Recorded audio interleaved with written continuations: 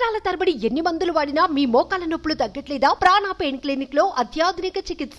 దశాబ్దాల నుండి ఖమ్మం జిల్లాలోని పాలేరు నియోజకవర్గ ప్రజలు ఎదుర్కొంటున్న మున్నేరు వాగు ముంపు సమస్యకు త్వరలో శాశ్వత పరిష్కారం లభిస్తుందని రాష్ట్ర రెవెన్యూ, హౌసింగ్ సమాచార శాఖ మంత్రి పొంగులేటి శ్రీనివాసరెడ్డి తెలిపారు. దానవాయిగూడెంలో మున్నేరు వాగుపై యుద్ధ ప్రాతిపదికన జరుగుతున్న రిటైనింగ్ వాలు నిర్మాణం పనులను సంబంధిత శాఖ అధికారులతో కలిసి మంత్రి పొంగులేటి పరిశీలించారు.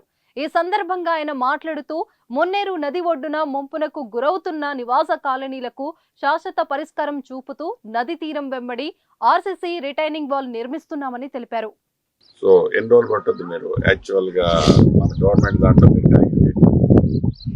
ఫిక్స్ అయిపోవాలి. మన ఏరియా ఎంత వస్తుందో కూడా ఇది యాజ్ ఎర్లీ యాజ్ పాసిబుల్ రావాలి.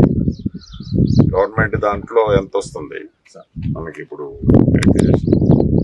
ప్రైవేట్ ఎంత అక్విజిషన్ చేయాలి. యుద్ధ ప్రాతిపదికన పనులను త్వరగా పూర్తి చేయాలని అధికారులను ఆదేశించారు. ప్రతిభావంతులైన వర్కర్లను నియమించి పనుల్లో ఎక్కడ లోపాలు తలెత్తకుండా చూడాలని వెల్లడించారు.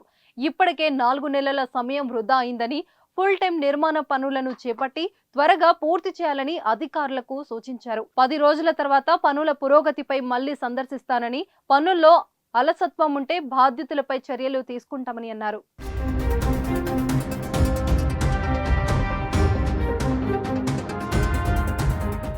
పనుల్లో నాణ్యత లోపిస్తే ఎట్టి పరిస్థితుల్లో ఊరుకునే ప్రసక్తే లేదన్నారు. ఇదిలా ఉంటే మున్నేరుకు ఇరువైపులా ఉన్న ప్రభుత్వ భూములను గుర్తించి ఇరిగేషన్ అధికారులకు అప్పగించాలని రెవెన్యూ అధికారులను ఆదేశించారు. గోళ్లపాడు సైడ్ డ్రైన్ల మాదిరిగా మున్నేరు సైడ్ డ్రైన్లను నిర్మించాలని ఆదేశించారు.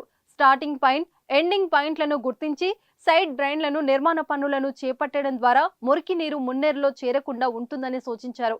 ఈ కార్యక్రమంలో పలువురు అధికారులు, నాయకులు, కార్యకర్తలు పాల్గొన్నారు.